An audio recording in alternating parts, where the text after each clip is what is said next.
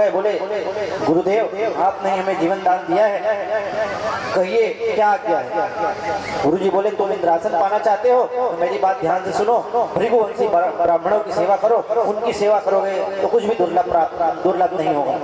राजा बलि और दैत्यों ने वैसा ही किया। ब्राह्मणों की प्रसन्नता के लिए भृगुवंशी ब्राह्मणों को लाए, और ब्राह्मणों को खुश होने में कितना समय लगता है। भंडारा कराओ, चकाचक दक्षिणा दो, आशीर्वाद पे आशीर्वाद निकलना है। खूब सेवा किए, खूब सेवा किए। ब्राह्मणों ने अपने तपोबल से एक दिव्य सोने का रथ प्रकट किया, दिव्य धनुष, दिव्य बाण प्रकट किए, जिसे लेकर बलि स्वर्ग पर आक्रमण कर दिए। बृहस्पति जी ने कहा देवताओं अभी तुम्हारे खिसकने में ही अच्छाई है, क्योंकि अभी बलि के ऊपर और दैत्यों के ऊपर ब्राह्मणों की कृपा बरस रही है। सारे देवता स्वर्ग छोड़कर भाग गए। शुक्राचार्य जी बलि से बोले देखो भाई, अभी तुमने बलात् स्वर्ग को पाया है, आप इसमें बहुमत भी सिद्ध कर लो। बोले क्या करें गुरुदेव। बोले 100 अश्वमेध यज्ञ करो, जो सकल क्रतु होता है वही इंद्र का इंद्रासन का अधिकारी होता है। गुरु की आज्ञा से 100 अश्वमेध यज्ञ का दीक्षा लेकर बलि महाराज वहां बैठ गए। वैदिक विधान से राजा ने प्रत्येक यज्ञ करवाया है, जिसने जो चाहा दिया गया, जिसने जो मांगा पाया है। 100वें यज्ञ के लिए यूं ही बलि राजा की तैयारी थी, मानो इस अनुष्ठान से ही सुरपुर की दावादारी थी। इधर बलि यज्ञ कर रहे थे, लेकिन देवता डार मार फिर रहे थे। देव माता अदिति के पास गए। देव माता अदिति दुखी होकर भगवान प्रभु अपने स्वामी कश्यप जी के पास गई। कश्यप जी बोले ऐसी उदासी से काम नहीं चलेगा, हम आपको एक व्रत बताते हैं जिससे आपके पुत्रों को मनोवांछित फल की प्राप्ति होगी। तो उन्होंने बताया पयोव्रत, फाल्गुने श्यामले पक्षे द्वादशाः पयोव्रतः। ये व्रत फाल्गुन मास के शुक्ल पक्ष प्रतिपदा से लेकर द्वादशी पर्यंत किया जाता है, जिसमें दूध पीकर पयोव्रत किया जाता है। इस व्रत के आराध्य भगवान विष्णु हैं, जिससे मनचाहे पुत्र की प्राप्ति होती है। कश्यप जी ने अदिति मैया को सारे नियम बताए। अदिति मैया ने प्रेम से व्रत किया और कालांतर में समय बीता। भाद्रपद मास की शुक्ल पक्ष नवमी को, शुक्ल पक्ष की विजयादशमी के द्वादशी के दिन दोपहर के ठीक 12 बजे अभिजीत मुहूर्त पर भगवान का एक वटुक वामन के रूप में अवतार हुआ। बोलिए वामन भगवान की। तम वटुकं वामनं दृष्ट्वा मोदमानाय महर्षयः। ये पूरे 52 अंगुल के थे, इसलिए इसका नाम वामन रखा गया। ब्रह्मादिक देवताओं ने इनकी स्तुति की, स्तुति करके अपने अपने स्थान को चले गए। कश्यप जी ने इनका यज्ञोपवीत किया। कश्यप जी ने इन्हें मेखला दी, अदिति माता ने कौपीन दी, ब्रह्मा जी कमंडलू दिए, सप्तर्षियों ने कुशा का आसन दिया, कुबेर ने भिक्षा पात्र दिया, माँ सावित्री ने गायत्री मंत्र की दीक्षा दी, स्वयं माता अन्नपूर्णा ने इन्हें भिक्षा प्रदान की। ये सारी भिक्षा ले जाकर अपने गुरु बृहस्पति को अर्पित कर। गुरु जी बोले इतने से काम नहीं चलेगा। बोले क्या चाहिए प्रभु। बोले कि हमें त्रैलोक्य की राज्य संपदा चाहिए। बोले कहाँ मिलेगा प्रभु। बृहस्पति जी बोले वामन जी मुझे तो त्रैलोक्य की राज्य संपदा चाहिए। वामन भगवान बोले कहाँ मिलेगा। बृहस्पति बोले जाओ नर्मदा के किनारे, राजा बलि यज्ञ कर रहा है, वो ब्राह्मणों का भक्त है, जो मांगोगे वो देगा। वामन भगवान चल दिए। आज चले बलि के द्वार वामन भगवान, आज चले बलि के द्वार वामन भगवान। दे दो बलिदान मुझे, दे दो बलिदान, दे दो बलिदान मुझे, दे दो बलिदान। सदा देने वाला चला, सदा देने वाला चला, सदा देने वाला चला मेरी गोरा। दे दो बलिदान मुझे, दे दो बलिदान, दे दो बलिदान मुझे, दे दो बलिदान।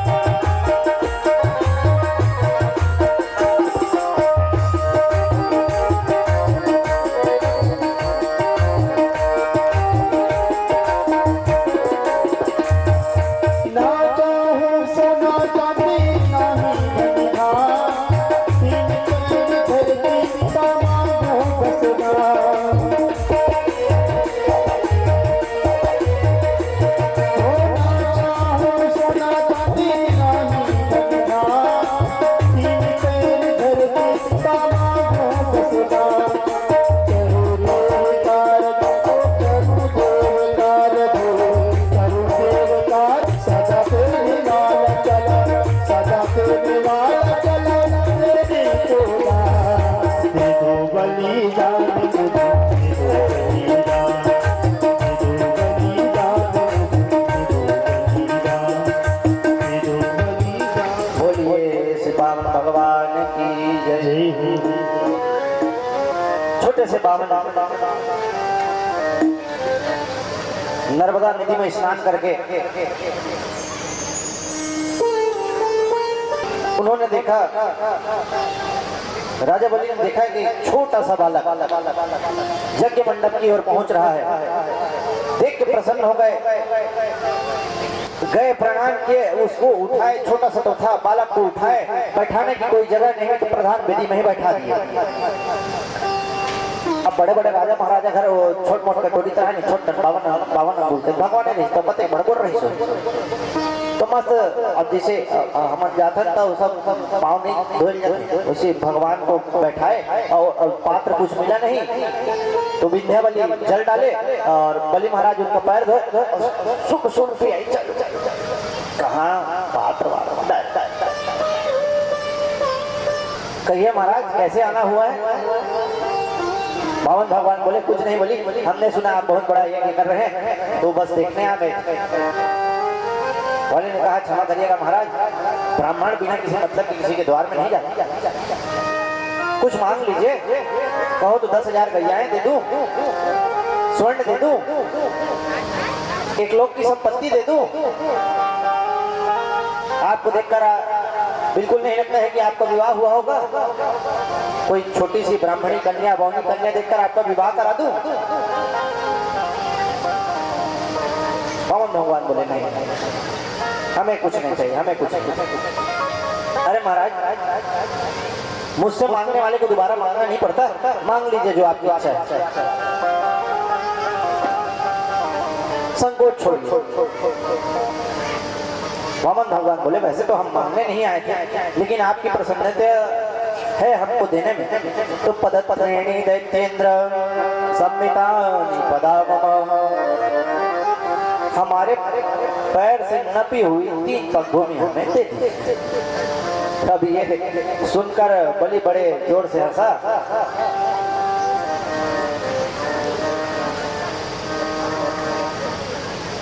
अरे वामन भगवान, आप जैसे छोटे हैं वैसे आपकी बुद्धि भी छोटी है। बोलो तो मैं आपको 1 लोक का राजा बना दूं, 3 आप और आप मेरे से 3 पग भूमि मांग रहे हैं, इसका कारण क्या है? बावन भगवान बोले संतुष्टियो वर्तते सुखम, संतोष में ही सुख है, हमें 3 पग में ही प्रसन्नता, 3 पग भूमि में ही प्रसन्नता है, आप वही हमें दे दीजिए। 3 पग भूमि भी हम नहीं चाहते, परंतु जहाँ भी संध्या करने बैठते हैं वहां से लोग हमें धक्का मारते हैं, बाबा यहाँ क्यों बैठ गए हो, यहाँ से चलो, आज बैठे हो कल भगवान ला के बैठाओगे, जगह को कब्जा हो, भगा देते। कोनो बाबा भाई रागी आते धोखा से को गुरुद्वारी बैठ गए, मजबूरी बस थोड़ा देर बैठाती, कहाँ ले वो नहीं खस कर, हम खुद खसके, थोड़ा काम है।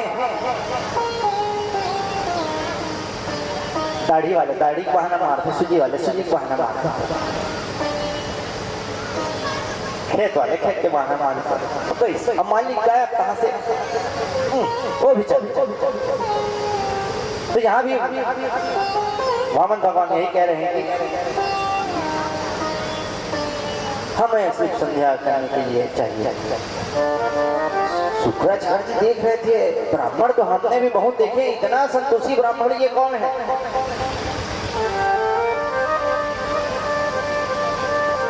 ध्यान लगाकर देखे,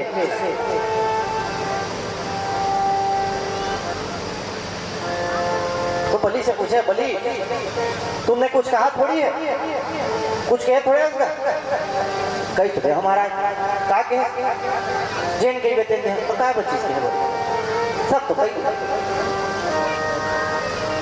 क्यों क्या हुआ प्रभु?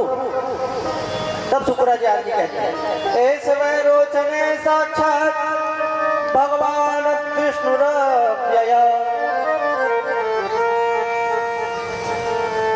ये साक्षात विष्णु हैं, कश्यप अदिति की संतान होकर उत्पन्न हुए हैं, देवताओं का कार्य बनाने आए हैं, तुमको ठगने आए हैं। एक बार मोहनी बनाकर ठगे थे, फिर भी तुम्हारा दिमाग ठिकाने में नहीं आया। 2 पग भूमि में ही तुमसे सारा कुछ छीन लेगा, क्या बचाओगे?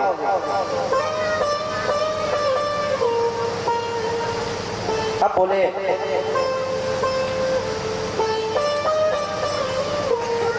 तुम्हारे पास कुछ बचेगा नहीं बलि। शुक्राचार्य जी बोले यही है जिन्होंने वध किया हिरण्याक्ष का, लिए थे बहाने भूमि हरने अधर्म को। यही है जिन्होंने नरसिंह रूप धरा यहाँ, मारा हिरण्यकश्यपु मुंह मोड़े भरम को। छला था जिन्होंने छल रूप पे हरिश्चंद्र को, सीधा मत जानो यह रूप है क्षत्र को। बलि बोले गुरुदेव चाहे ब्राह्मण हो या तिरपन हो, हमने तो इन्हें देने का वचन दे दिया है, हम अपने वचन से बदलेंगे नहीं।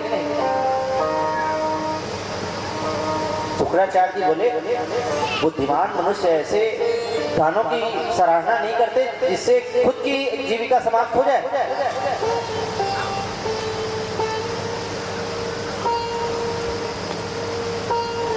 राजन ये 2 पग में ही तुम्हारा सब कुछ छीन लेगा। इंद्र को ये सब कुछ तुमसे छीन कर इंद्र को दे देंगे, तीसरे पग के लिए तुम्हारे पास कुछ बचेगा ही नहीं। बलि बोला चाहे ये विश्व विहारी हो, चाहे विश्व भिखारी हो, चाहे जाल से छुड़ाने आए हो या जाल बना कर लाए हो। यह कोई भी है कैसे भी है, यह भिक्षुक है या ईश्वर है, या छलिया है या निश्चल है, पर अपने तो मेहमान है। पृथ्वी आकाश पलट जाए पर पलट सकेगा वचन नहीं, जो होना है हो जाने दो, यह मत संकल्प विकल्प नहीं।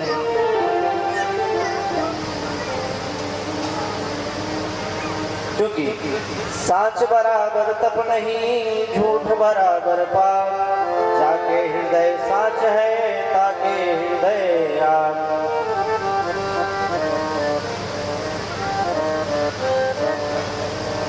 शुक्राचार्य जी बोले बड़ा अपने आप को ज्ञानी समझ रहा है, पंडित समझ रहा है, फिर यहाँ वही आ गया, फिर श्राप दे दिए। एक श्राप उधर लगा, एक श्राप इधर लगा।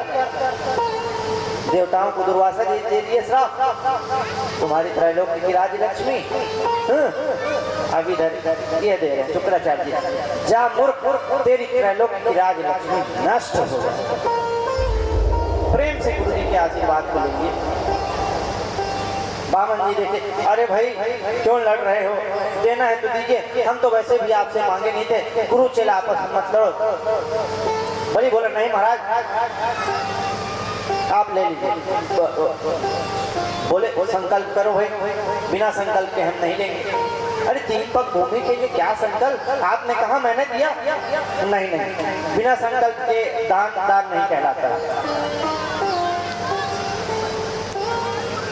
ठीक है, जल पात्र उठाए, उस जल पात्र की टोटी से जल गिरे ही ना, क्योंकि शुक्राचार्य चुपचाप जाके वहां बैठ गए थे।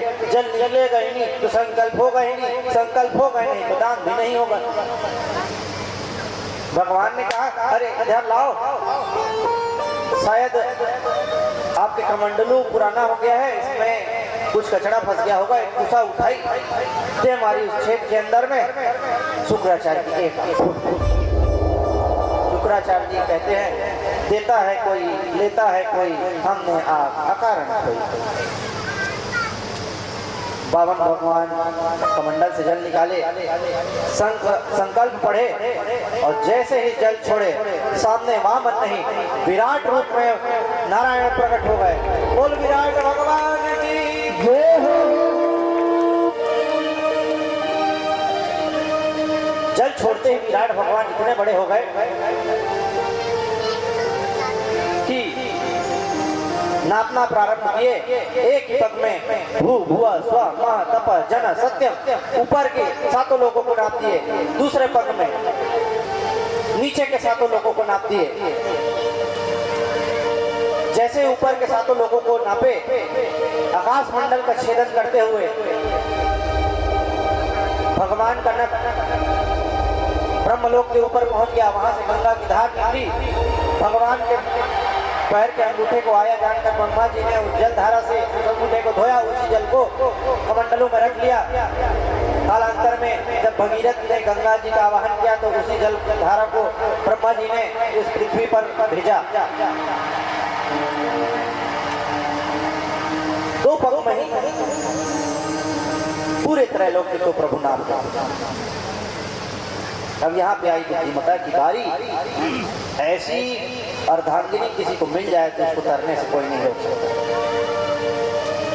अब भगवान बोले दिलाकर बलि, दो पग में तेरी सारी राज्य लक्ष्मी गई, तीसरा पग बता कहाँ रखूं? विंध्या बलि बोली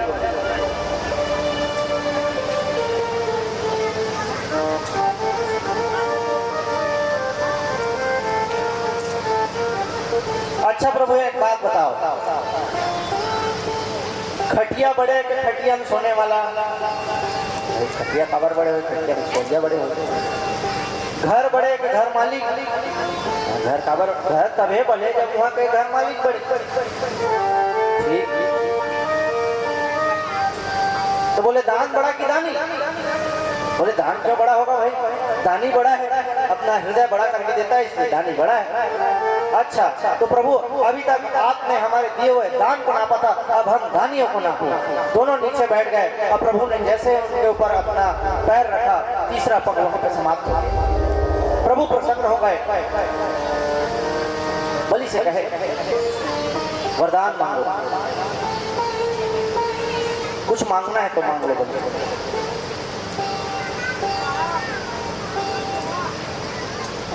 तो विंध्यावली ने बड़ा ही सुंदर जवाब दिया। असिल त्याग दियो धरती, जब से पृथ्वी पर पगधार नहीं, रैन को त्याग दियो चकई, अपने पति पास सिद्धार्थ नहीं।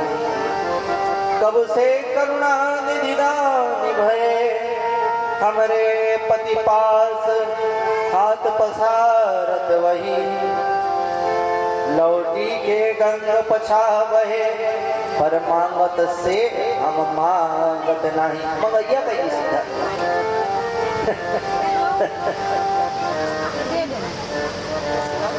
हमने तो यही सुना था, दाता एक राम भिखारी सारी दुनिया, लेकिन आज उस राम को भी हमारे पति देव ने दे दिया। इससे बड़ी बात हमारे लिए कुछ नहीं हो सकती। भगवान ने उन्हें आशीर्वाद दिया, सुतल लोक का राजा बना दिया, कहा कि अगले मनवंतर के इंद्र तुम ही होगे, हमेशा मेरा दर्शन करते रहोगे। इस प्रकार से आगे सत्यव्रत राजा की रक्षा के लिए 7वें मनवंतर में हैग्रीव अवतार भगवान लिए और इसी से यहाँ पर अष्टम स्कंद विराम होता है।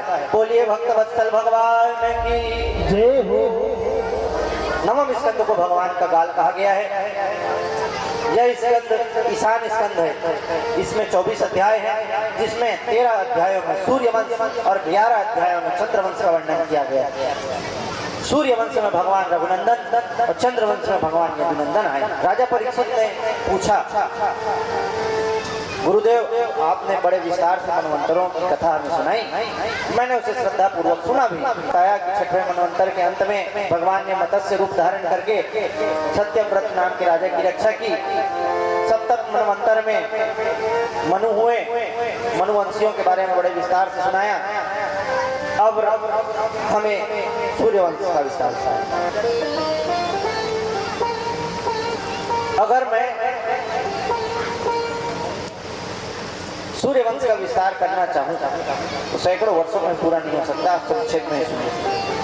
भगवान नारायण के नाभि से कमल, कमल से ब्रह्मा, ब्रह्मा जी के मन से मरीचि ऋषि उत्पन्न हुए, मरीचि ऋषि के पुत्र हुए कश्यप, उनकी पत्नी अदिति के गर्भ से विवस्वान सूर्य उत्पन्न हुए। उन्हीं से इस वंश का नाम सूर्यवंश चला। विवस्वान सूर्य के हुए सुद्युम्न, उनके हुए राजेंद्र पुरुरवा,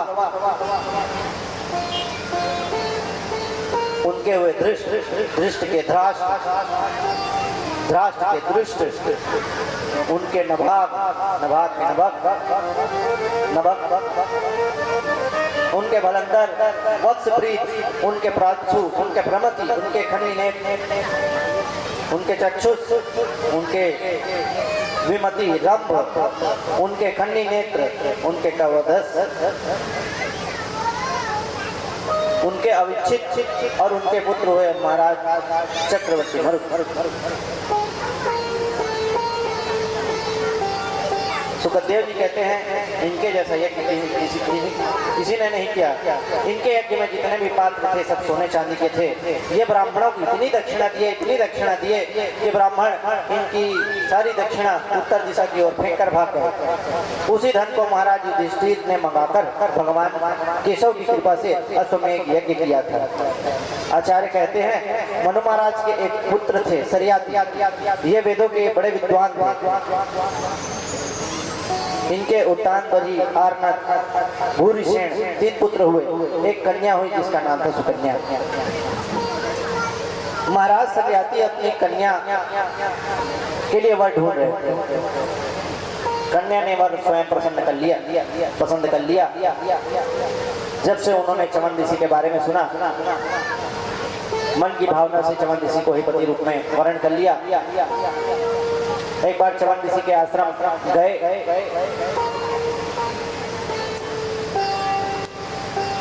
एक बहुत बड़ी सी जगह में दीमक लगा हुआ था। 2 कांटे लिए और उसी कुछ उनको चमकता सा दिखा, उसी में वो कांटे डाल दिए।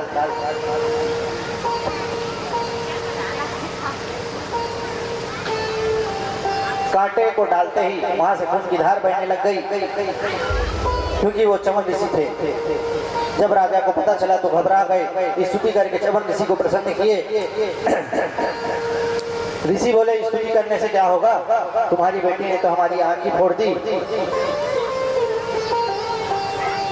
तो ऋषि का अभिप्राय जानकर सरियाती ने चमन ऋषि से उनका विवाह कर दिया। कालांतर में अश्वनी कुमारों के द्वारा सेवित होकर चमन ऋषि दिव्य युवावस्था को प्राप्त हुए।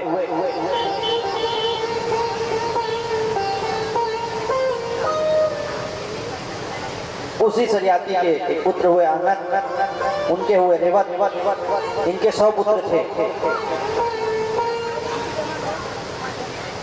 काकुदमी, इन्हें रेवत भी कहते थे। इनकी एक कन्या थी जिसका नाम था रेवती। ये पूरी दुनिया में अपनी बेटी के योग्य वर ढूंढ रहे थे। जब नहीं मिला तो ब्रह्मलोक चले गए। ब्रह्मा जी से पूछे आपने मेरी कन्या के लिए कोई वर बनाया है कि नहीं।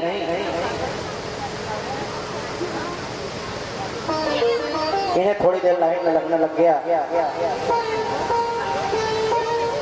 ब्रह्मा जी बोले राजन आप जिसके साथ अपनी बेटी का विवाह करना चाहते हैं इनकी तो बात छोड़िए, इनके नाती पोते और गोत्र भी अब समाप्त हो गया है, सुनाई नहीं देते हैं। जितनी देर आप यहाँ खड़े थे अब तक पृथ्वी पर 27 चतुर्युगी बीत गई है। 28वीं चतुर्युगी का द्वापर आने वाला है। भगवान शेष के साथ आप जाकर, भगवान शेष बलराम रूप में अवतार लेंगे। अब उनके साथ जाकर अपनी बेटी का विवाह कर देना।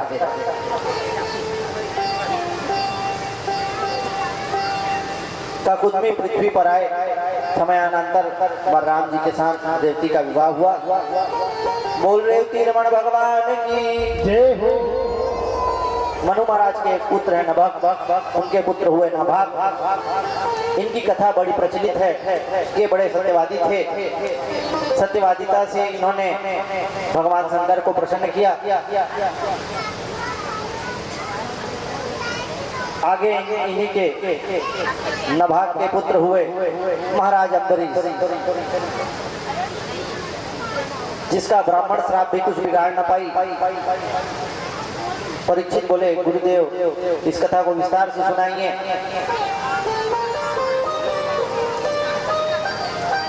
तो इस समय सुखदेव जी बोले इस समय संपूर्ण सप्तद्वीप पर एक छत्रराज महाराज अम्बरीश का था। महल में दास दासी अनेक थी। एक एक अंग वो भगवान की सेवा में लगा कर रखे थे। एक छत्र पृथ्वी के राजा, हरि के भक्त अम्बरीश महाराजा, धन दौलत से महल भरा है, प्रभु की सेवा में मन भी लगा है। मन से भगवान का स्मरण करते हैं, उनके वाणी से उनके लीलाओं का गान करते हैं, हाथों से भगवान की सेवा करते हैं, चरणों से प्रभु की प्रदक्षिणा करते हैं, अपना पूरा शरीर गोविंद के कार्यों में लगा कर रखते हैं। एक दिन भगवान ने इनसे प्रसन्न होकर इनसे पूछा, आप हमेशा हमारी सेवा करते रहते हैं, तो आपके राज्य को कौन चलाएगा? तो बोले आपके दर पे आना मेरा काम है, मैं आ गया, बाकी आप करिए। तो भगवान ने इनकी सुरक्षा के लिए अपने चक्र को नियुक्त कर दिया। एक बार की बात है, महाराज अम्बरीश द्वादशी प्रधान एकादशी का व्रत किए। तिथियों में एकादशी का बड़ा ही महत्व है। वेद शास्त्रों में एकादशी के तुल्य और किसी व्रत की महिमा नहीं गाई गई है। अम्बरीश जी महाराज एकादशी व्रत किए, द्वादशी में ब्राह्मणों को भोजन कराए, दक्षिणा दिए, प्रेम से उन्हें विदा किए। अम्बरीश जी अभी स्वयं पारण करने वाले थे कि दुर्वासा ऋषि वहां पहुंच गए। उन्होंने आतिथ्य अम्बरीश का स्वीकार किया। दुर्वासा ऋषि बोले, राजन हम स्नान करके आते हैं, यमुना में स्नान करने चले गए। इधर द्वादशी केवल आधा मुहूर्त ही बची हुई थी। अम्बरीश धर्म संकट में पड़ गए। अतिथि को निमंत्रण दिए बिना, भोजन कराए बिना मैं कैसे पारण कर सकता हूँ? तो ब्राह्मणों ने सलाह दी कि राजन आप भगवान का चरणोदक ले लो, ये पारण है भी और नहीं भी। अम्बरीश ने ऐसा ही किया, चरणोदक ले लिया। थोड़ी देर बाद जब दुर्वासा ऋषि आए, अम्बरीश ने बढ़कर स्वागत किया, लेकिन राजा को देखकर दुर्वासा ऋषि समझ गए ये पारण कर चुका है, क्रोध से लाल हो गए। अपनी एक जटा उखाड़ी, जिससे एक तृतीया प्रकट हो गई। तृतीया राक्षसी अम्बरीश को खाने दौड़ी।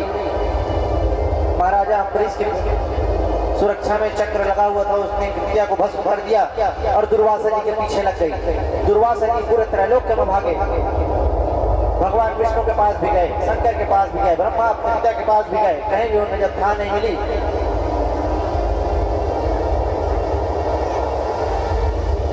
भागते हुए भगवान विष्णु की शरण में गए। भगवान ने भी साफ मना कर दिया। सुनी दुर्वासा के वचन, हरि बोले तत्काल, मुझ में ये शक्ति नहीं, ले हो सुदर्शन ताल। दुर्वासा, अब ये चक्र है ना मेरे वश में नहीं है, मैंने इसे अपने भक्त के पास लगा कर रखा हूं, मैं भी भक्त के अधीन हूं। दुर्वासा बोले, प्रभु आप किसके अधीन? भगवान बोले, अहम भक्तो पराधीन,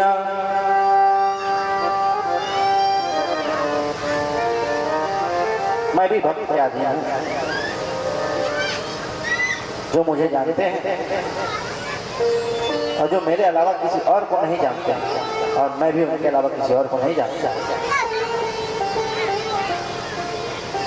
भगवान बोले, दुर्वासा जी मैं आपको एक उपाय बताता हूँ, आप जिनका अपराध किया उन्हीं से जाकर क्षमा मांगिए।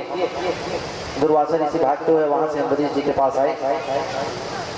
अम्बरीश जी ने अनेक प्रकार की प्रार्थना करके सुदर्शन को शांत किया।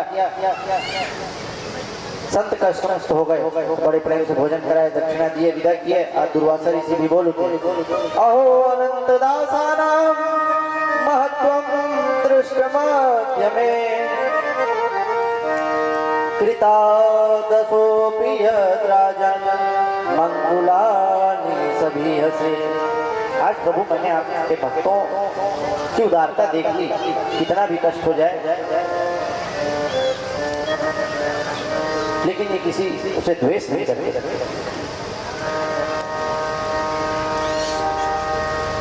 जो इस पावन अध्याय को प्रेम से सुनता है, भगवान के चरणों में उसकी रति हो जाती है, अंत में प्रभु के परम धाम को प्राप्त करता है। बोलो भक्तवत्सल भगवान की जय हो।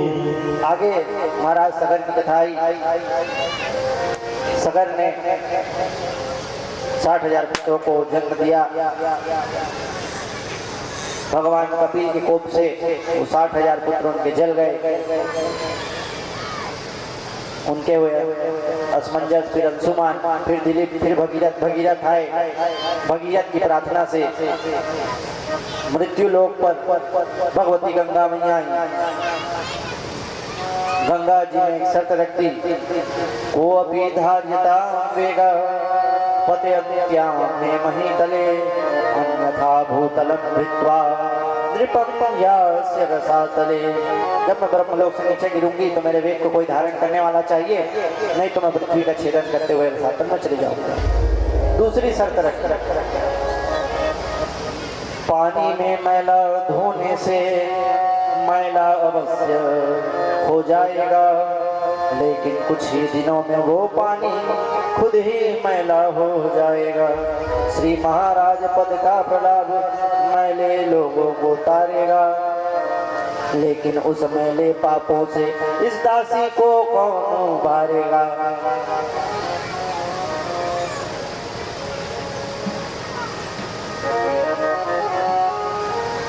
गंगा जी के इस बात को लेकर सगर ने, भगीरथ ने बड़ी सुंदर बात कही कि देवी आप में जो संत महात्मा स्नान करेंगे उसी से आपका पाप धुल जाएगा।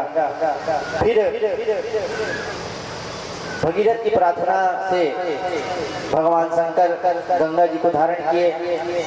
धारण करने के बाद जब छोड़े तो गोमुख से निकली गंगा मैया रुद्रप्रयाग ऋषिकेश हरिद्वार होते हुए सगर के 60,000 पुत्रों के मृत राख जब गंगा जल से स्पर्श हुआ तो वो सब मुक्त हो गए। बोल गंगा मैया की जय हो। भस्मीभूतांग संगे सूर्याता सगरात्मजा। सगर के 60,000 मृत पुत्र जो रात में तब्दील हो चुके थे वो गंगा जल का स्पर्श पाते ही मुक्त हो गए। आगे उन्हीं के वंश में महाराज दशरथ हुए, उनके 8 बीट हुए, उनके विश्वसह हुए, उनके पुत्र हुए खटवांग ने अपनी मृत्यु का समय निकाल लिया।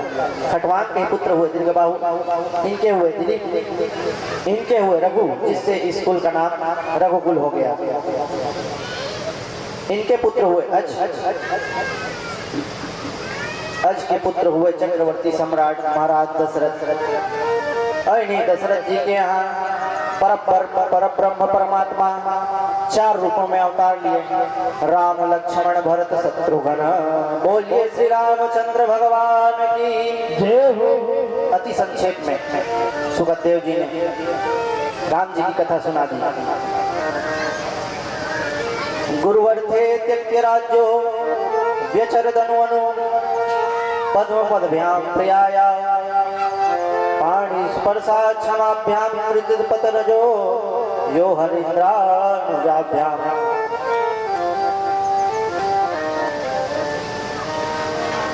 अयोध्या में भगवान महाराज दशरथ के यहाँ राम लक्ष्मण भरत शत्रुघ्न 4 रूपों में अवतार लिए। बड़े धूमधाम से प्रभु का जन्मोत्सव मनाया गया।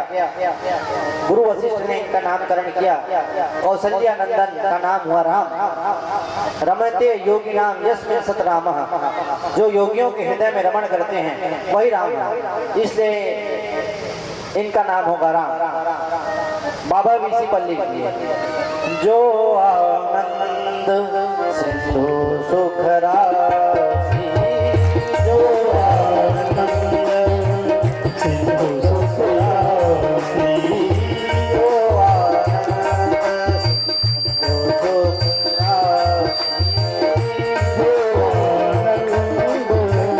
सिंधु सुख राशि, जो आनंद सिंधु सुख राशि।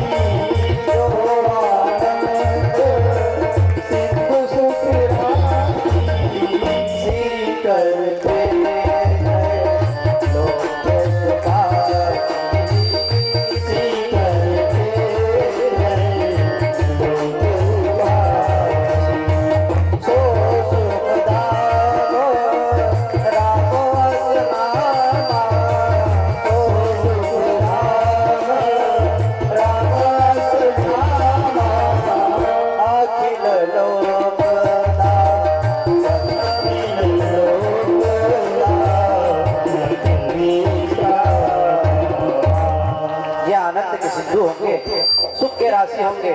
जिस आनंद की सिंधु की एक बिंदु भी किसी पे मिल जाए तो सारा संसार राम विराम करने लगेगा। ऐसे कौशल्या नंदन का नाम होगा राम। बोलिए भगवान रामचंद्र की जय हो। माँ कैकेयी के लाला का नामकरण किए। विश्व भरण पोषण करे जो विश्व भरण पोषण करे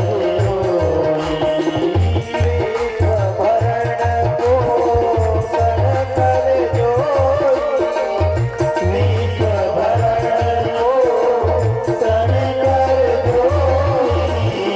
ता करना भरत रस होई। ता करना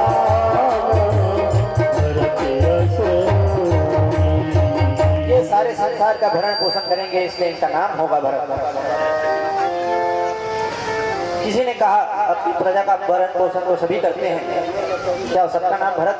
बोले नहीं, ये व्यक्तियों के हृदय में राम जी के प्रेम, व्यक्तियों का हृदय राम जी के प्रेम से भरेंगे, इसलिए इनका नाम होगा भरत। फिर सुमित्रा माता की छोटे पुत्र का नामकरण करते हैं। सुमित्रा माता के पुत्र का नामकरण करते हैं। जाके सुमिरन तेरी पुना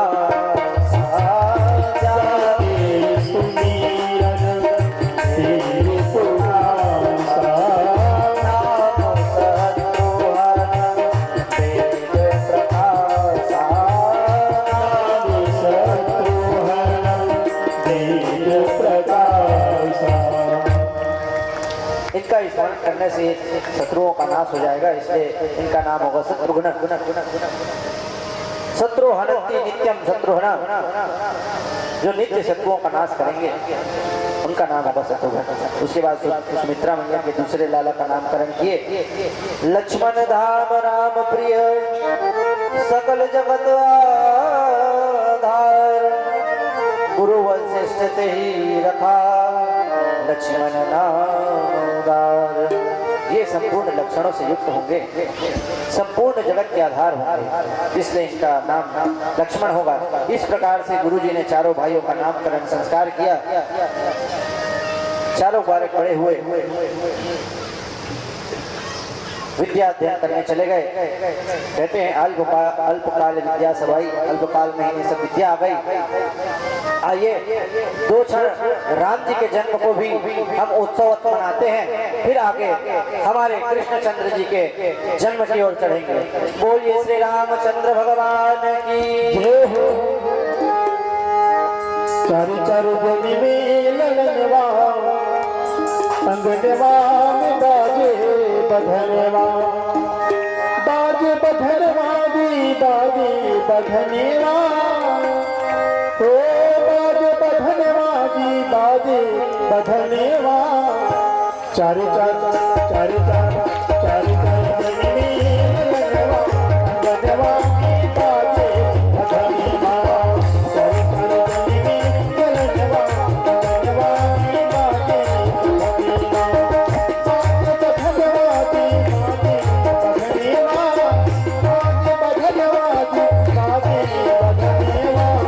चारू चारू भूमि में ललनवा, अंगनवा में बाजे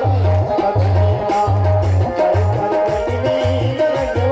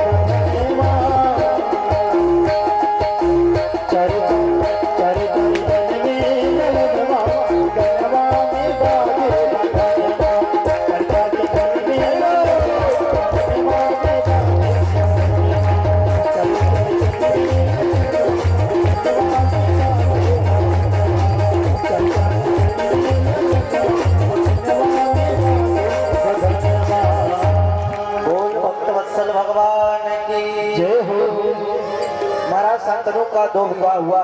पहला विवाह माँ भगवती गंगा से हुआ, जिसके गर्भ से देवव्रत नाम का एक पुत्र उत्पन्न हुआ, जिसे भीष्म कहते हैं।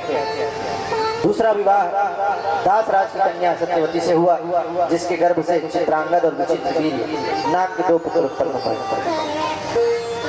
चित्रांगद नाम के गंधर्व के द्वारा मारा गया। विचित्रवीर्य की 2 रानियां थी, अंबिका और अंबालिका। विचित्रवीर्य को बचपन से ही हृदय का रोग था, इसलिए उसकी मृत्यु हो गई।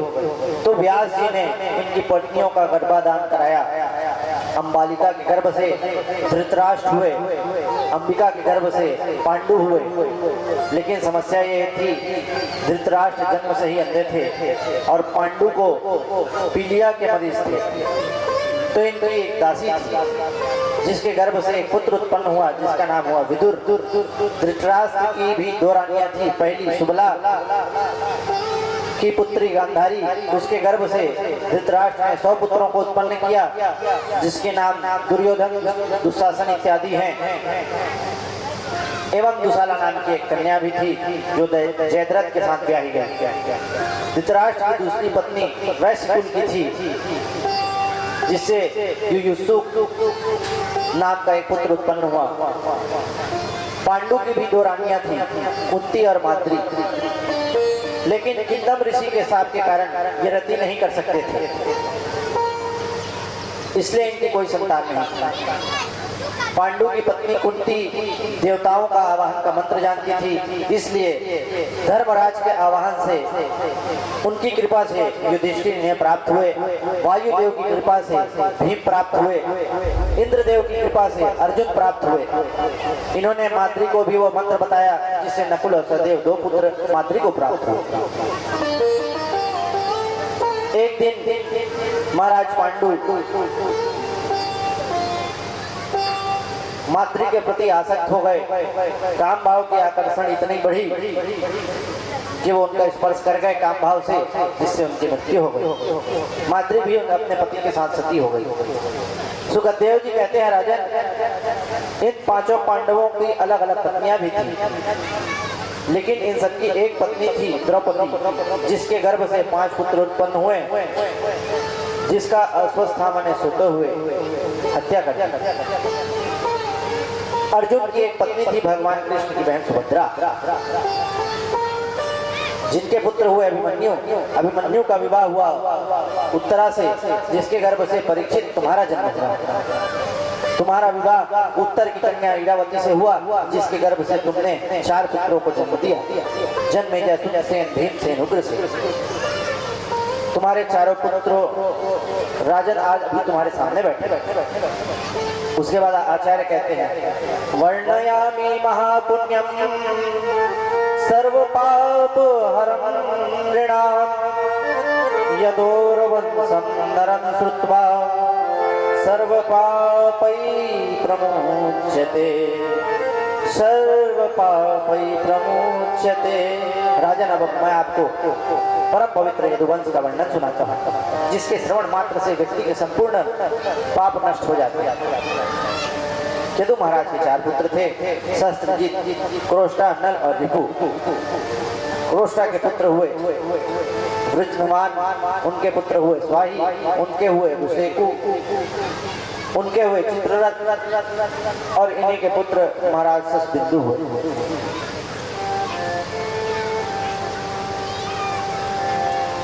जिसकी 10,000 रानियां थी। इन्होंने एक एक रानी के गर्भ से 1-1 लाख संतान उत्पन्न किए। इन्हीं के वंश में आगे चलकर महाराज जयतिमद हुए, जिनकी पत्नी का नाम था सत्या। इनके कोई संतान नहीं थे, लेकिन अपनी पत्नी के डर से कभी विवाह दोबारा नहीं किए। देखिए, एक बात जानने वाली है, हमेशा जब कोई विवाहित मनुष्य एक विवाह के अलावा सनातन धर्म में दूसरे विवाह का तो कहीं भी जिक्र नहीं है, तो कभी ये दूसरा विवाह नहीं किए। इन्हीं विदर्भ के वंश में ययाति पुत्र यदु हुए, जिनके वंश में वृष्णि हुए, इन्हीं के कारण इन्हें वासनाएं भी कहा जाता है। एवं यदु के कारण इस कुल का नाम यादव हुआ। इन्हीं के वंश में आगे चलकर महाराज प्रफुल्लक हुए, इनकी पत्नी का नाम था गादिनी।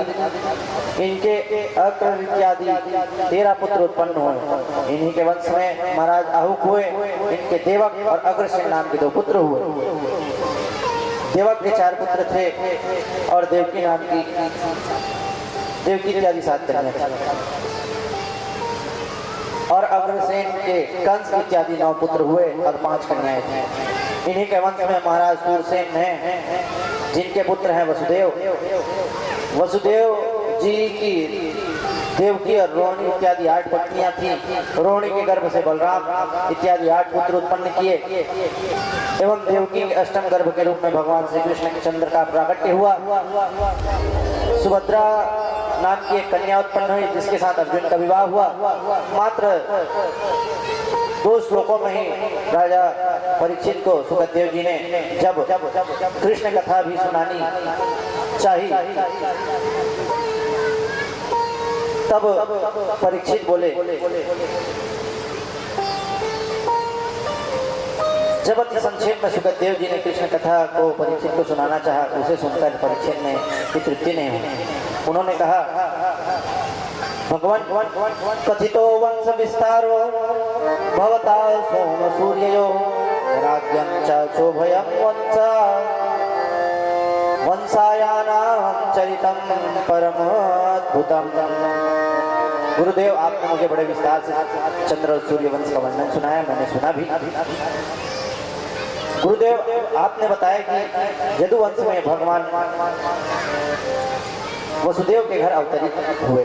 मैं जानना चाहता हूँ, भगवान अवतार लेकर कौन कौन सी लीलाएं किए।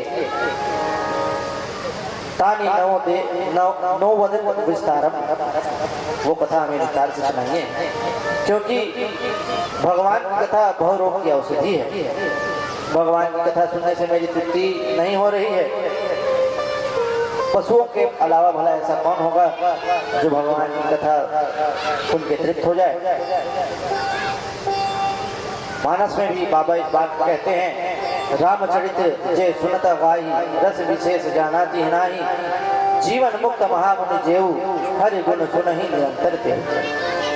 सुखदेव जी बोले, परीक्षित, भगवान की कथा में सुनने के लिए आप इतने व्याकुल क्यों हो रहे हैं? भगवान के साथ आपका क्या संबंध है? परीक्षित बोले,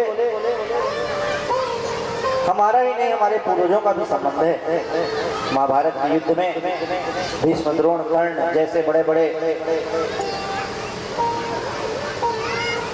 राजाओं पांडव की सेना को निगलने के लिए हर पल तैयार बैठे थे, लेकिन भगवान की कृपा से मेरे दादा अर्जुन इत्यादियों ने कौरवों की उस सेना पर विजय प्राप्त किया। सुखदेव जी बोले, तुम अपने दादा का छोड़ो, भगवान के साथ तुम्हारा क्या संबंध है बताओ। परीक्षित बोले, अश्वत्थामा ने जब ब्रह्मास्त्र मातृगर्भ में मुझे नष्ट करने के लिए चलाया, तो मेरी माता के गर्भ में प्रवेश करके अपने निज अस्त्र से भगवान ने मेरी रक्षा की।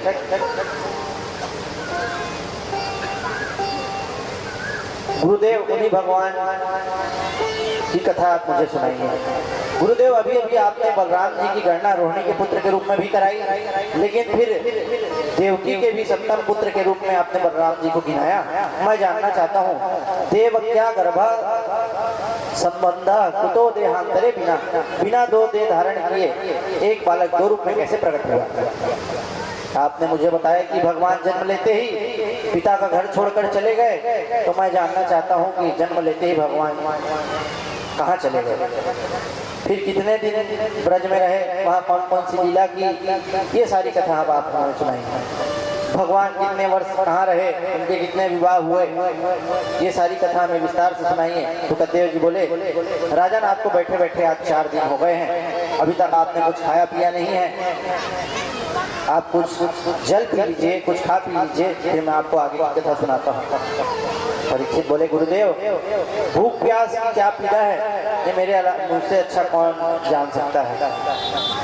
इस भूख के कारण ही मुझे सत्य दिवस में मरने का श्राप लगा है। इसलिए है मुनिश्रेष्ठ, आप मुझे कृष्ण कथा रूपी अमृत पिलाइए। राजन सुखदेव जी बोलते हैं, राजन आपने आपके साथ साथ मेरा भी कल्याण कर दिया, क्योंकि वासुदेव कथा प्रश्न पुरुषां स्त्रीणां तुमाति वक्तारं पृच्छकं श्रोतुं तत्पादादि शरीरं यथा। भगवान श्री कृष्ण की कथा,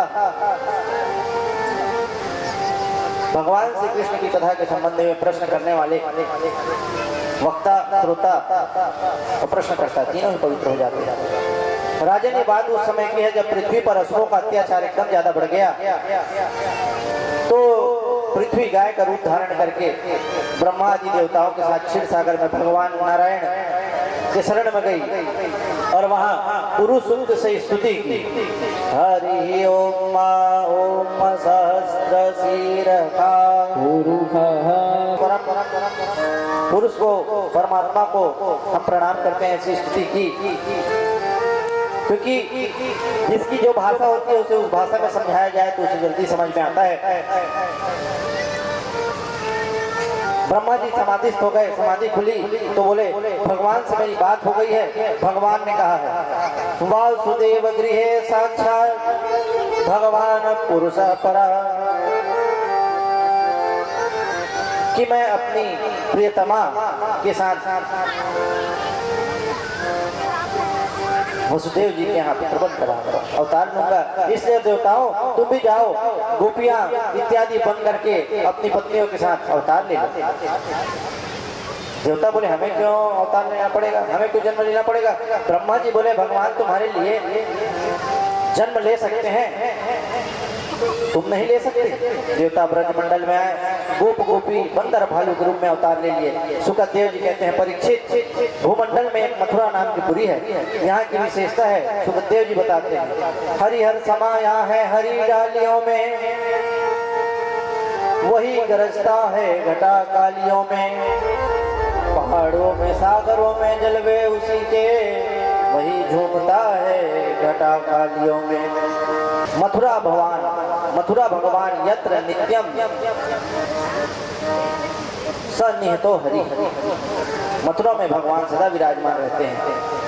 ये संपूर्ण यादवों की राजधानी है। यहाँ के राजा है महाराज उग्रसेन, इनका परम दुष्ट पुत्र है कंस। कंस इतना दुष्ट था कि पिताजी को ही कारागार में डालकर स्वयं राजा बन गया। जब प्रजा ने इन्हें गाली देना प्रारंभ किया तो भाव बनाने के लिए अपनी चचेरी बहन देवकी का विवाह वसुदेव जी के साथ तय कर दिए। खुद दहेज दिए, खुद दान किए। भाव ये इतना बह गया, भाव दिखाने के लिए कि विदा करते हुए रथ का सारथी स्वयं बन गया। लोगों की राय बदलने में ज्यादा समय नहीं लगता। खूब दहेज दिया, खूब दान किया, खूब दास दासियों को दान किया। तुरंत लोगों की भाषा बदल गई। अरे हमारे महाराज तो नारियल की तरह हैं, ऊपर से सख्त अंदर से नर्म। देवताओं ने देखा यह कुछ ज्यादा ही ढोंग कर रहा है, तुरंत आकाशवाणी कर दिए, अरे मूर्ख कंस, जिस देवकी के लिए तू इतना प्रेम फैला रहा है, तू जिसे इतना प्रेम से विदा कर रहा है, उसी का 8वां गर्भ तेरा काल होगा, काल होगा, काल होगा। अस्यास्त्वामस्तमो गर्भो हन्ताम वा वह से बुध। अब तो पापमती था, घोड़े की लगाम छोड़ा और तुरंत तलवार उठा लिया। इसी बात को बाबा भी लिखते हैं कि दामिनी दमक रही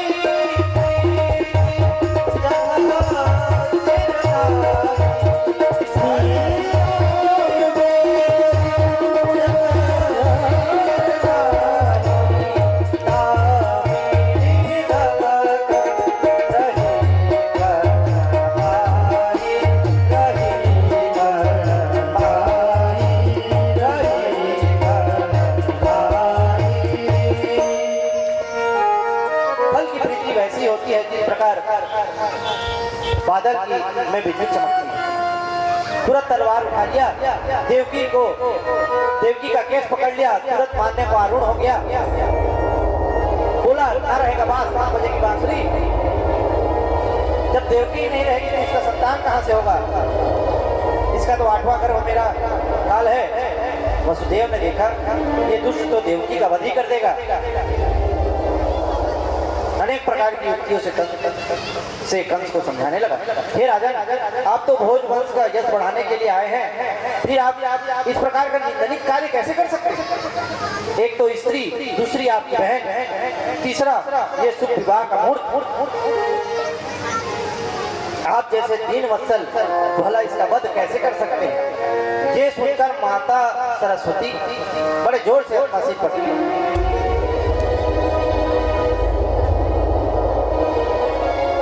हे भगवान, ये वसुदेव जी इस पापी को 3 वत्सल कह रहे हैं, फिर हमारा क्या होगा? तो बोले ये वो वाला 3 वत्सल नहीं, दीना नाम अभिवत्सला। ये तीनों का भी ऐसी नहीं, बल्कि ऐसा 3 वत्सल है कि दीना नाम अभिवत्सलान लाती मुंचती अपहरती इति 3 वत्सल। ये गरीबों का एक बछड़ा भी नहीं रहने देता, ऐसा 3 वत्सल। वसुदेव जी ने बहुत समझाया, मृत्यु तो जीवन का अटल सत्य है, आज नहीं कल सबको आना है। बोले जो आया है सो जाएगा, राजा रंग फकीर, कोई सिंहासन चढ़ चला, कोई बंधा जंजीर।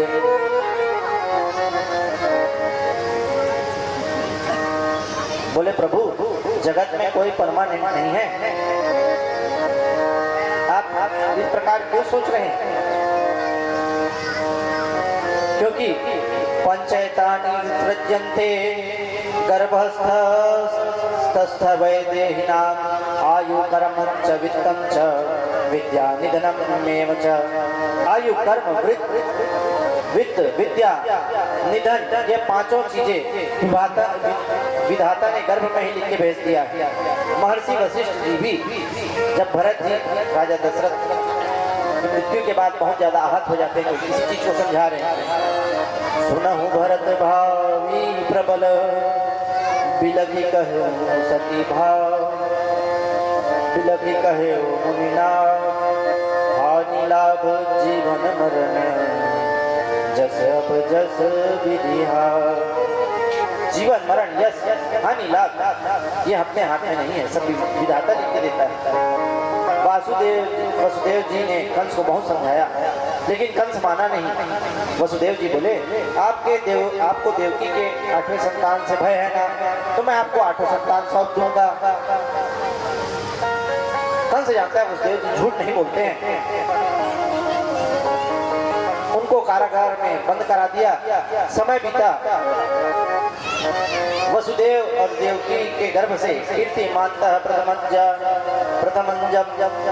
कंसायां ककुंदुभिः, कीर्तिमान नाम का प्रथम पुत्र उत्पन्न हुआ। वचनानुसार वसुदेव जी उसे लेकर कंस को समर्पित कर दिए। कंस बालक को देखा, उसे दया आई। नन्हा सा बालक, ये नन्हा सा बालक भला मेरा क्या बिगाड़ लेगा? हमें तो इसके 8वें गर्भ से 8वें संतान से भय है, ले जाओ इसे। वसुदेव जी लेकर चले गए। अब नारद जी सोचे अगर ये ऐसी दया दिखाता रहेगा तो इसका पाप का घड़ा कैसे जल्दी भरेगा। तुरंत नारद जी वहां पहुंचे। कल मैंने बताया था नारद जी को देवता, दानव, यक्ष, गंधर्व, किन्नर सब प्रणाम करते हैं, क्योंकि वो कौन है? सकल कुशल पात्रम ब्रह्मपुत्रम नतास्मि, जयति जगति माया। कुशल पात्र है नारद जी महाराज। तुरंत आए, एक कमल का पुष्प लिए और कंस को दिए। कंस बोला क्या है महाराज, आप नहीं जानते? बोले हम जानते हैं। अच्छा इसमें से बताओ 8वीं पंखुड़ी कौन सी? ऐसे पकड़ा गिना, 1 2 3 4 5 6 7 8। अब बोला चलो जो एक हो ये हो, अब उसको छोड़ो, 2 से 1 फिर गिना 1 2 3 4। समझ में नहीं आ रहा। अच्छा एक लकड़ी मंगवाए, सामने 8 लकीर खींचे, बोले चलिए बताइए इसमें से 8वीं लकीर कौन सी है? बोले एक ये 8। अब बोले 2 से गिनो, इधर 8, इधर से गिनो, इधर 8, 8 8 8 8 ऐसा पाड़ा पढ़ाया। नारद जी ने तुरंत समझ गया, बोले समझ गया प्रभु, 1 भी 8 है, 2 भी 8 है और 8 भी 8। तुरंत कंस ने वसुदेव जी को बुलाया, उस बालक को पकड़ के तुरंत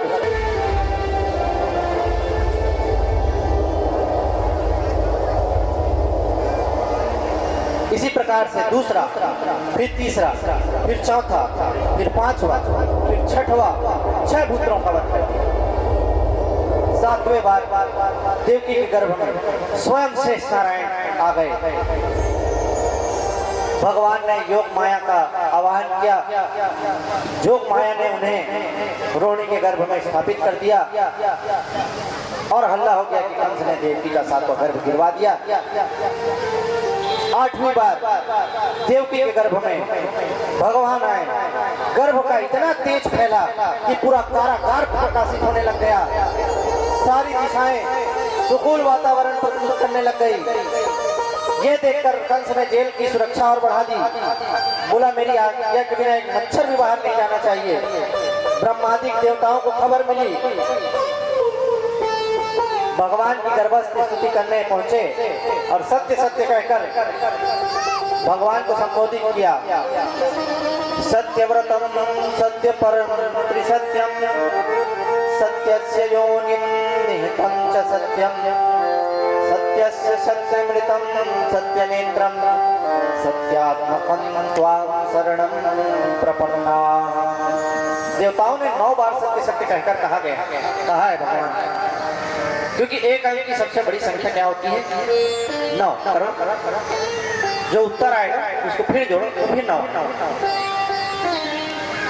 जैसे 9 दूनी 18, अलग अलग करके जोड़ो, बीच घड़ी के साथ 18 का 1 और 8 9।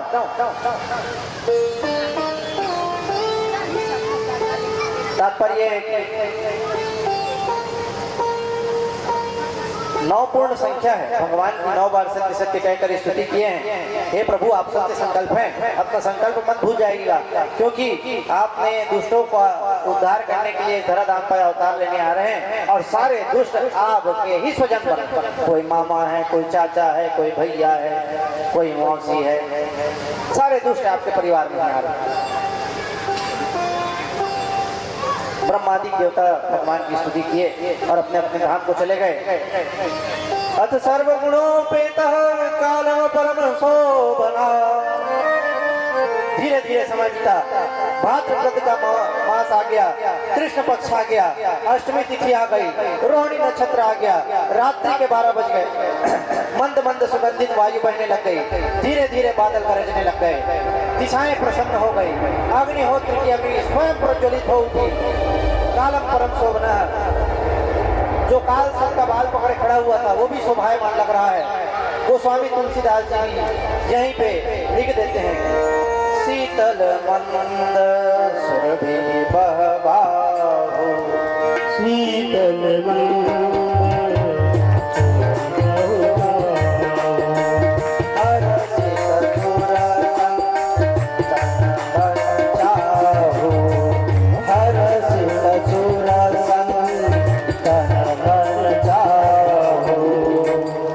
समय रात्रि के ठीक 12 बजे माता देवकी के सामने भगवान चतुर्भुज रूप में प्रकट हो गए। बोलिए श्री कृष्ण भगवान की जय हो। तम मद्भुतं बालकमं भुजेक्षणं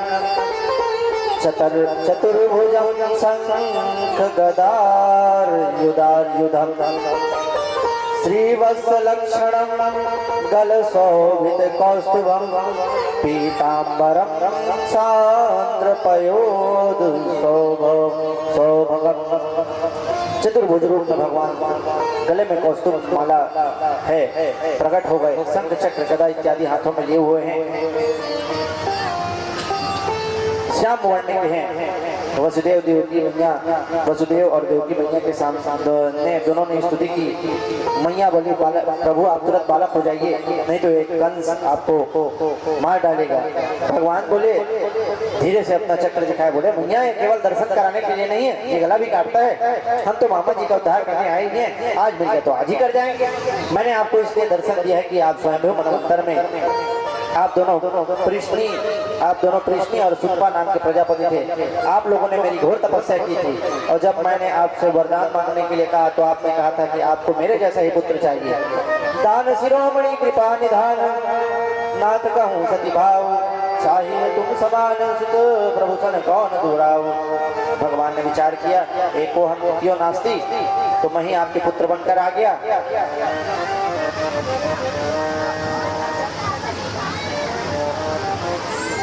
मैं तो अकेला ही हूँ, जैसे कोई दूसरा ही नहीं। फिर मैंने किसी को वचन देने के बाद पूरा नहीं किया तो उसका 3 गुना मुझे देना पड़ता है।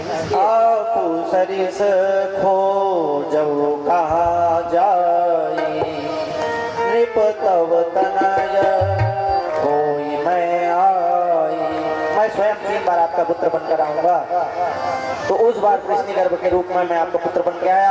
अगली बार अदिति और कश्यप के रूप में जब आपने अवतार लिया तो मैं वामन रूप में आया। पुनः देवकी और वसुदेव के रूप में आप जब आए हैं तो मैं आपका पुत्र बनकर आया हूँ। तुरंत भगवान बालक के रूप में हो गए और आदेश दिए ब्रज में नंद पत्नी यशोदा के गर्भ से कन्या उत्पन्न हुई है, आप मुझे वहां ले जाइए और वहां सुला दीजिए। उस कन्या को उठा कर ले आइए, मैं ब्रज में लीला करके आऊंगा, कंस का वध करूंगा। ऐसा कहकर भगवान एक बालक के रूप में परिणित हो गए। बोलिए कृष्ण भगवान की जय हो। वसुदेव जी बालक को उठाए, जैसे उठाए पता नहीं वहां कहां से एक सुपा आ गया, सुपा में बालक को लेटा दिए। जैसे बालक को उठाए सारी बेड़ियां खुल गई, सारे दरवाजे खुल गए, सारे द्वारपाल सो गए। यमुना पार करके नंदरानी के महल में जो कन्या लेटी हुई थी उसे लेकर आए और प्रभु को वहां सुला दिया। जैसे ही उस कन्या को लेके आए बेड़िया स्वयं फिर से लग गई। कन्या ने इतने जोर से रोना शुरू किया कि उनके रोने की आवाज से पहरेदार जग गए। कंस को बुलाए, कंस भागता आया, कन्या को पकड़ा, जैसे ही जमीन पर मारना चाहा वो कन्या आकाशव्यापी हो गई और अष्टभुजी देवी के रूप धारण करके बोली किम मया हंतव्यम मंदा जाता खलु तवल तवलता। अरे मूर्ख कंस, तू मेरा पैर पकड़ रहा है, इसलिए मैं तुम्हें बता दूं कि तुझे मारने वाला कहीं और जन्म ले चुका है। कंस बोला बहन जी कहाँ जन्म लिया है बताओ। वो देवी बोली अब हम अपने से सब बता देंगे, तुम क्या करोगे, जाओ पता लगाओ, मैं थोड़ी ही बताऊंगा। ऐसा कहकर वो देवी अंतर ध्यान हो गई और वहीं से आकर विंध्याचल निवासिनी हो गई। बोलिए विंध्यवासिनी मैया की जय हो। दुर्गा सप्तशती में भी आता है कि नंद गोप गृह जाता यशोदा गर्भ संभवा। कंस देवकी को जेल से मुक्त करना तो चाहता था, लेकिन क्या करे, दुष्ट कंस अपनी बहन से माफी मांगा। तुरंत आपातकालीन मीटिंग बुलाया और असुरों को आदेश दे दिया इन देवताओं का मूल माया भी विष्णु है।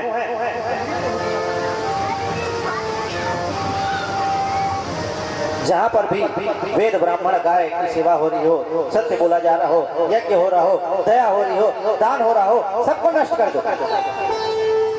जहाँ भी सत्कर्म सुनाई दे रहा है सबको नष्ट कर दो और 15 दिन के भीतर जितने भी बालक हुए हो उन्हें मृत्यु के गाल में समवा दो। नगर कनगर वो जला देते, यज्ञ नष्ट कर देते, जो वेद पाठ करते रहते उन्हें देश निकाला कर देते। एक पूतना नाम की राक्षसी को यह कार्य दिया गया, वो अपने वक्ष में कालकूट का विष लगाकर बालकों को दूध पिला पिला कर मारने लग गई। परीक्षित जी बोले पूतना को अपना काम करने जो, आओ हम नंद बाबा के महल में चलते हैं। नंद बाबा की आयु 85 वर्ष हो चुकी है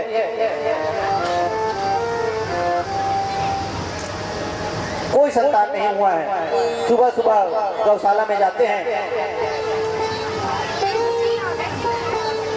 संतों के आशीर्वाद से गर्भ रहा, बालक हुआ, कन्या हुई, लेकिन पता नहीं चला क्योंकि भगवान के आदेश से सब अदला बदली हो चुकी है। उनकी बहन सुनंदा जिसको बुला के ले आए हैं,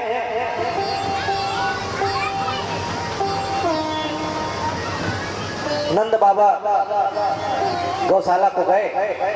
सुनंदा ने देखा मैया यशोदा के कमरे का दरवाजा खुला हुआ है, एक नीलमणि सा बालक उनके बगल में लेटा हुआ है। उनकी खुशी का तो ठिकाना ही नहीं रहा। तुरंत नंद बाबा के पास गई, बोली बधाई हो, बधाई हो। सुखदेव जी कहते हैं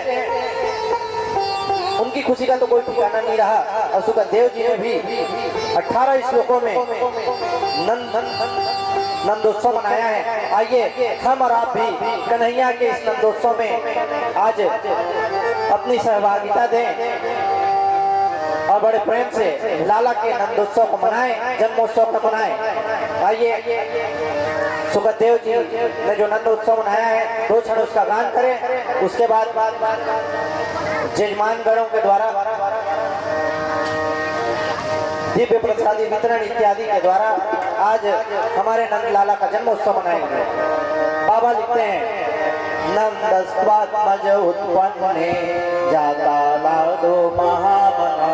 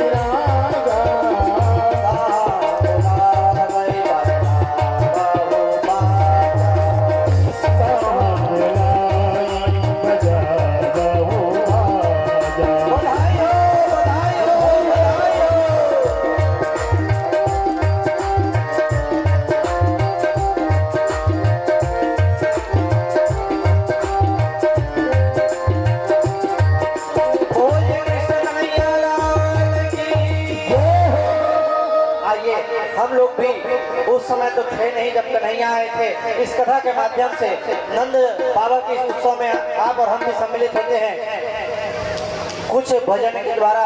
आइए हम लोग भी भगवान के इस जन्म उत्सव को मनाते हैं।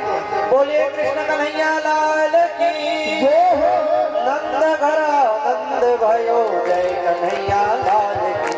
नंद घरा नंद भयो जय कन्हैया लाल की। नंद घरा नंद भयो जय कन्हैया लाल की। नंद भयो जय कन्हैया लाल की।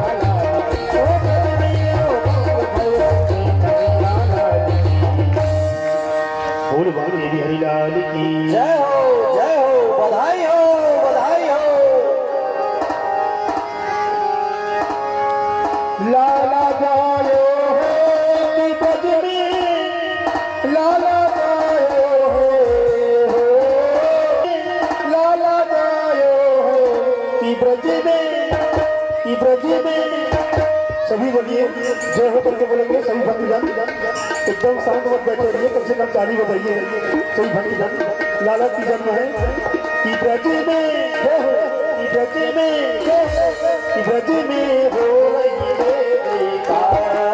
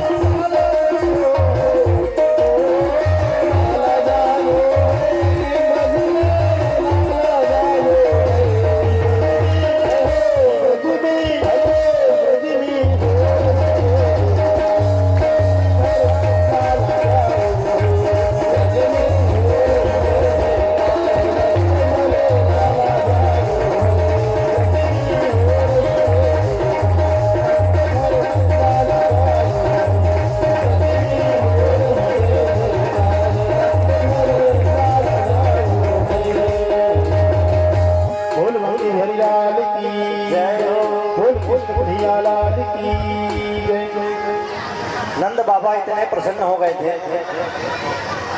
इतने प्रसन्न हो गए थे कि पता नहीं कहां से उनके घर में खजाना ही आ गया।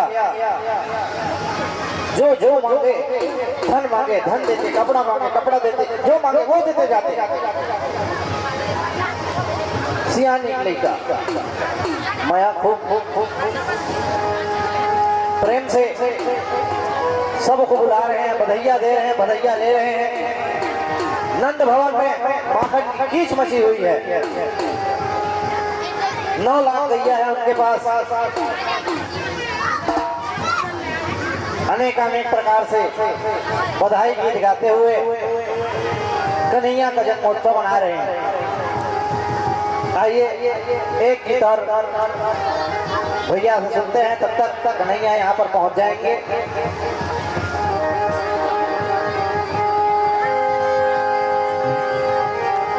लल्ला जनमी सुनी आई, हो कृष्ण जनमी सुनी आई, यशोदा मैया दे दे बधाई। लल्ला जनमी सुनी आई, यशोदा मैया दे दे बधाई। कृष्ण जनमी सुनी आई, यशोदा मैया दे दे बधाई। दे दे बधाई मैया, दे दे बधाई, दे दे बधाई मैया, दे दे बधाई, दे दे बधाई, दे दे बधाई, दे दे बधाई, दे दे बधाई। लल्ला जनम सुनी आई, ओ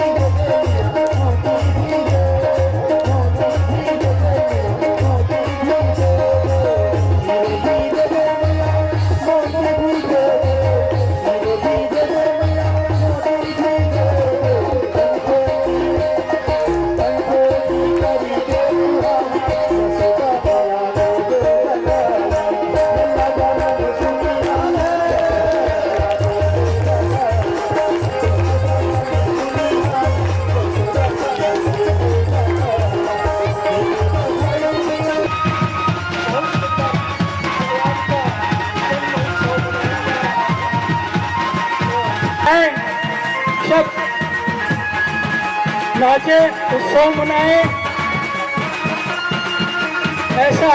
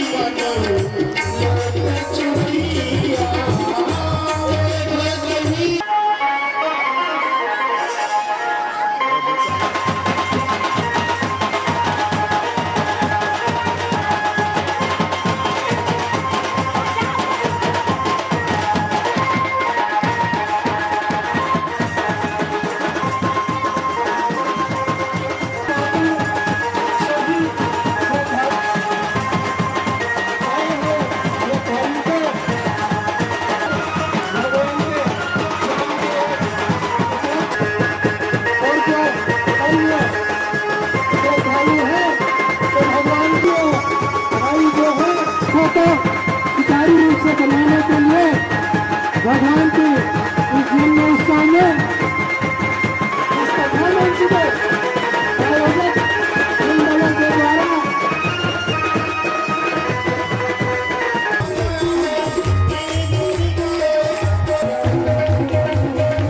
हम सब बोलेंगे